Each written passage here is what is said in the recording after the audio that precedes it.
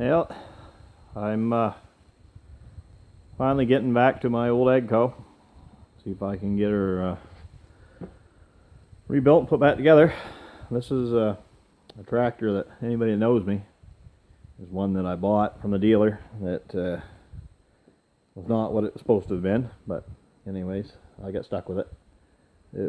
For all you fellas that have somebody that you know always says, "Oh, I can get that running," well, that's a good person to stay away from. This is a tractor that was basically just kind of thrown together. People, not saying they don't know what they were doing, but they didn't really care what they were doing, I guess. Just as soon as they brought it home, the bolts rattled out of the PTO and all bounced back to the rear end out of the PTO clutch. That was just the start of the problems. Plus, put it together without one plate missing out of the clutch pack. That's just a PTO. Everything's leaks internally bad, so that's why I'm taking it apart. Actually, I have to split it here, and there's a bushing for the PTO clutch that's somehow drove ahead in years past, and just fluid running out of it. Four-wheel drive's blown, seals, everything leaks. Basically, when I bought it, she didn't have a very good hydraulic pump on. That's apparently what it went in for originally. Somebody just put an old pump on it, and or they messed with the pump. I have no idea. It's a closed center system, and so all the pressures were way low. So I had a new pump flown in from Britain, and put on it. Tested it. One clutch in the Dynashift pack was reading like 250 pounds, which is pretty close, and the other one reading 1,700 pounds. Talked to a lot of people. No one says it can build pressure, but somehow it was. So I kind of got things going in it just to take it out, try it out, and bailed all day with it. PTO was acting up, different things, and of course they've bypassed a lot of the pressure switches, which I found out later, and downshifted it, and I blew one clutch pack out. It's got like 35 pounds in it. So after I get done all this stuff, then I have to take the Dynashift apart. Finally, I found out who actually I traded into the dealership, and he told me. Of course, I knew who done the work on it, and of course they had everybody working on it through the years. But the guy was without it for I think 2 or 3 years. They've had it split at least 7 times, and basically what I found out was after I had found out where the pressure was coming from.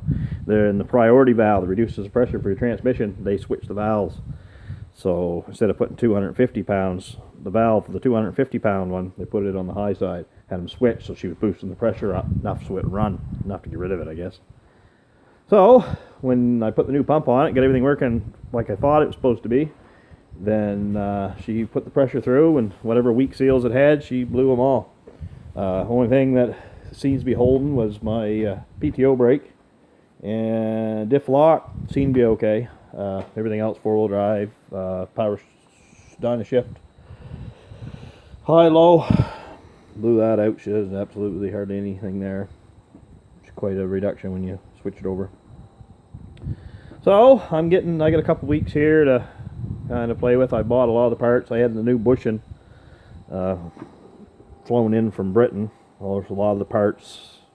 Dealers can get me a price, but they can't get me the part. So now I just took the pump off. As they say, it's got to be split all right in here. I'm going to haul that off. That's, of course, your high-low and your 4-speed, and that's all comes off there. And there's a coupler there anyway, so you can pull the Dynashift out. But I'll take that out, and so I can get it split here, get the back end all sealed up, and drop the four-wheel drive out of it, put all new seals in that and segments. Clutches were all new in the PTO. They told me the clutches are new in the Dynashift. We're going to find out when I get it apart.